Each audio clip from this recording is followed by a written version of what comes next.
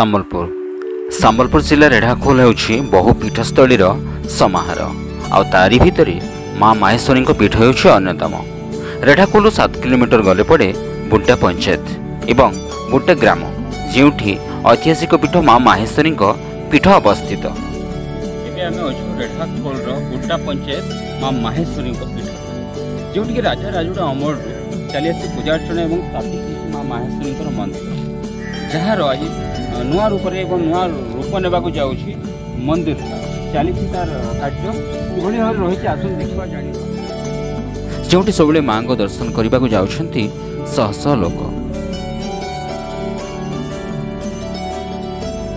ମାଙ୍କ ଭକ୍ତ ତାର ମାନସିକ ରଖିଥାଏ, ମାଙ୍କୁ ଦର୍ଶନ କଲେ କୁଆଡ଼େ ପୂରଣ ହୁଏ ବୋଲି ଲୋକଙ୍କ ବିଶ୍ୱାସ ରହିଛି।